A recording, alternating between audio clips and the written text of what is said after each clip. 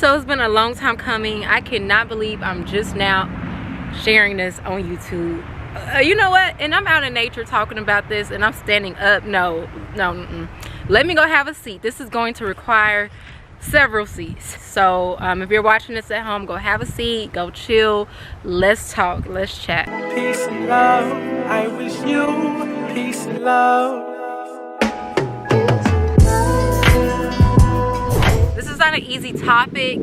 It wasn't easy coming out of the closet to my friends and family, but I want to dive into this whole conversation. I want to be as open and I want to be as honest with you all.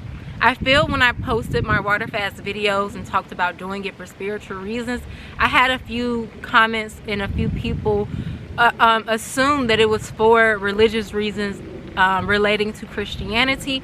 And that was not the case. I do not practice Christianity. I do not subscribe to that religion or any other religion. And I am very confident in getting on camera and saying that this has been my truth since 2012. And yeah, so here's the story. So I grew up Christian, raised Southern Baptist here in the South. I do live in Tennessee. This is where I grew up. And you know, the Christian religion is just what was given to me. That was what I was surrounded by, going to church all the time, vacation Bible school in the summer, Sunday school, at church all day. You know how it is if you grew up Southern Baptist. That's just what it is. And I noticed that, you know, things just never completely resonated with me, but I just thought that that was just the way it was. I didn't think to ever question outside of my religion or what I was being taught.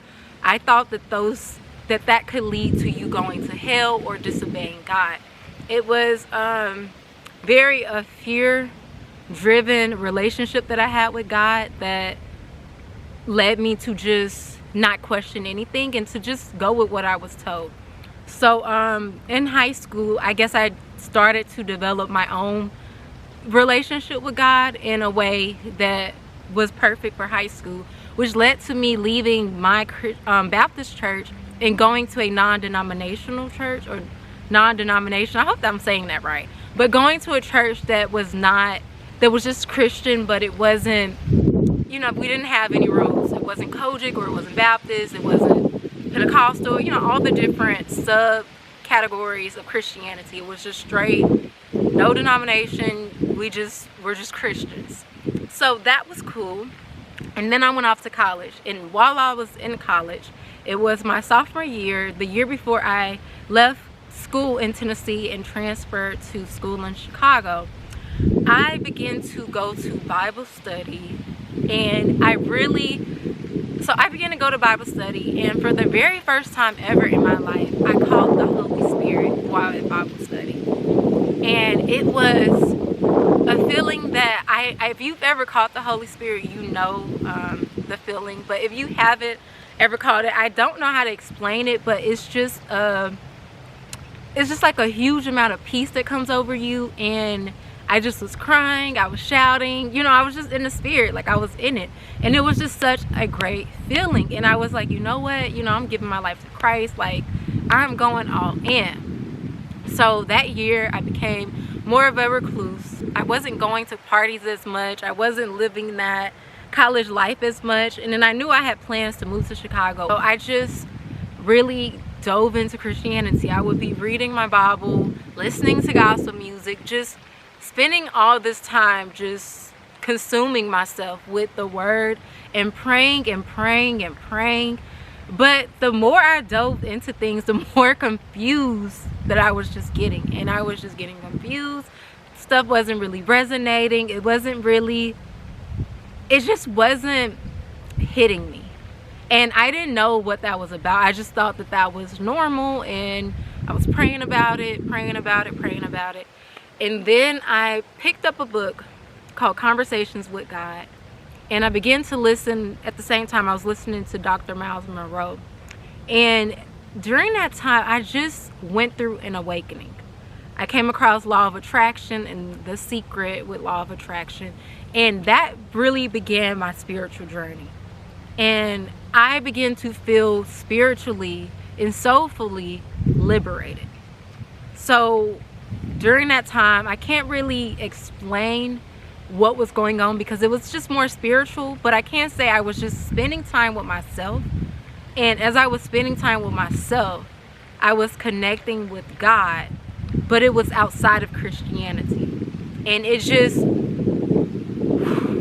pushed me in like a whole different direction. And it was such a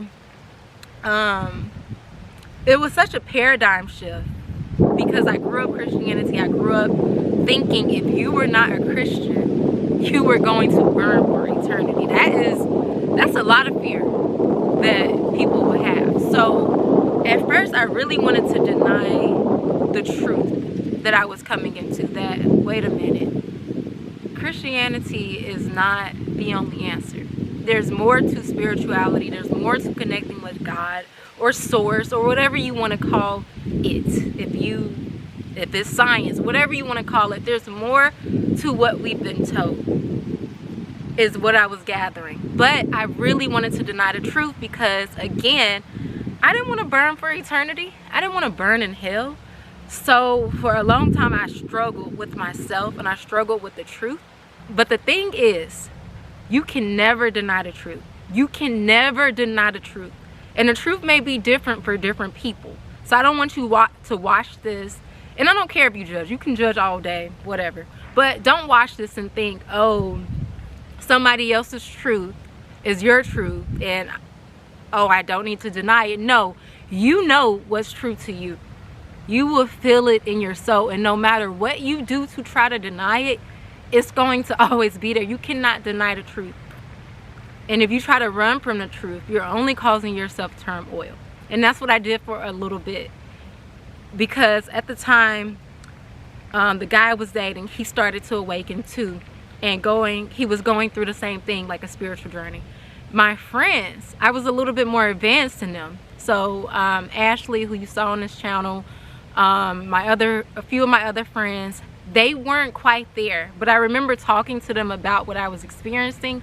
And they were just like, girl, you know, like I don't know about that. And they just had so many questions and they were just like, what is going on? And I'm like, I don't know what's going on. This is just crazy. And I felt so isolated. I felt so alone. I felt a little bit more confused. But as I stopped denying the truth and stopped trying to run from it, and as I started to embrace what type of journey I was embarking on, I became liberated to the point where I just felt so spiritually free for the first time in my life. And I felt everything made more sense. It was as if like, okay, I have no answers. I don't know anything. But what I do know is that, wow, this makes sense. It makes sense that we are meant to be spiritually free and to connect with God however that looks for us. Like that made so much sense. And it made so much sense that there is not some eternal place that you will burn for eternity if you don't follow this man-made religion. And then on top of just me starting to dive into the history of Christianity and how Christianity was really put on foundational Black Americans as they were enslaved and brought over here, it just became layers and layers of, oh no, you got me with the okie doke. You know, I didn't know better because I was a kid. That's what I was growing up in. But as you know better, you do better. And yeah, so I was a little bit more advanced than my friends. And then eventually, without me even influencing them, because I was in my own bubble, I was in my own world doing my own thing, I was really isolated from a lot of people, and I needed to be. They began to go through their own isolation and their own journey, and it was just crazy. And it was crazy because I started to be like, okay, I'm not as crazy as I think, because it's not just happening to me. And then I began to just connect with more people that was on that same vibration and same journey. At this point, I'm living in Chicago now. I'm meeting even more people who are even more advanced than me spiritually, and I'm learning new things. I'm connecting with new people. Whew. And then y'all, boom, boom, boom, boom, it's time to tell my family. Woo! It's time to tell my family my truth. And at this point, you know, I feel like your mom always knows. So even if you've had to come out about your sexual orientation, there was probably a part of your mother that knew, you know, my son had a little to him, or my daughter was this way. They like probably intuitively knew. Like my mom would ask me all the time, like, have you found a church home? What church are you going to? Things in that nature. And even when I would come home to visit, my vibe was just a little different. But coming out, I ended up just having to say, you know what, this is my truth. I want to completely live my truth. Let me share with them. So I don't remember the date. I don't remember the year. But I want to say it was around like a year or two after I had come out of Christianity. And my mom and my aunt, who is so close to me, she's like my second mom, they were in Chicago visiting me. And we were all at a restaurant. And I don't even remember how I said it or how I broke the news. But I just remember them belittling me and shaming me to the point where I couldn't do anything but cry. We were at a restaurant. I just started bawling and I ran to the bathroom and I was just like, even just talking about it now, like the emotions, I laugh about it now because it's, you know, it's years later and I'm completely free. But then I remember being so hurt because I just wanted to just share my truth and live in it, but man, I was being told, you're gonna burn, you're gonna do this, you're gonna do that. They were laughing like, are you crazy? You know, just making it seem as if I didn't make a lick of sense and that I was just so lost. And just, it was just crazy. But we were at that restaurant. I just was bawling my eyes out. I came back to the table and I was just like, okay, let's just talk about something else. Like, we're not about to do it. You all aren't ready, so I'm not ready, clearly, to have this talk with you all, so whatever. And we just kind of brushed it up underneath the rug, didn't talk about it anymore. And then just after that moment, there would just be times where my mom would just come and try to ask me a question. So do you really think if you're not a Christian, or that if you don't believe in Jesus, you'll make it into heaven? Or, so do you even believe in God? What do you believe? Like, just questions like that. And as I begin to grow, as I really begin to have a connection with God, spending my Sundays having, you know, just still practicing spirituality, not going to church, but church is wherever you make it. Church is within you. Having moments with God, connecting with God, I began to grow in just my beliefs, my own beliefs. And my beliefs are ever changing because as I evolve, so do my beliefs. I'm just on a journey. This is a soul trip, hence the name of this channel. And it's a journey. It's a journey. Each of us are souls. That's my belief. And I do believe that there is a God. I do believe that he, she, it, we're all a part of God. I like to use the ocean analogy. If you're at the ocean and if you take a cup and scoop up some water out of the ocean, is that water that's in the cup, is that not ocean water? Is it not still a part of the ocean? And that's how I feel about life. I feel like we're all extensions of God. We're all a part of God. And God is us. We are God's. And I don't think that Jesus is the only son of God. I am a daughter of God. You who are watching this, you are a son or daughter of God, or however you call yourself. So as I begin to grow in my beliefs and my thoughts and everything, I became more confident in facing my family.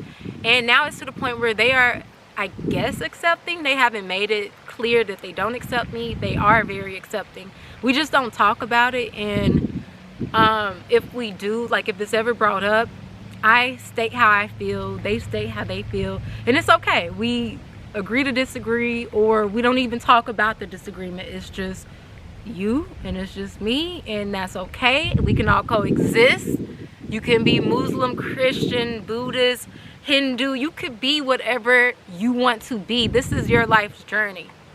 And yeah, like I said, I really wanted to hop on camera to share my truth, because I don't want anyone coming to my channel with any beliefs or false notions on my, thinking that I'm practicing Christianity when I'm not. And I also really wanted to share this truth because I want to start posting more videos based on my spirituality and what resonates with me, and I want to attract more of those people and more of my tribe to this channel.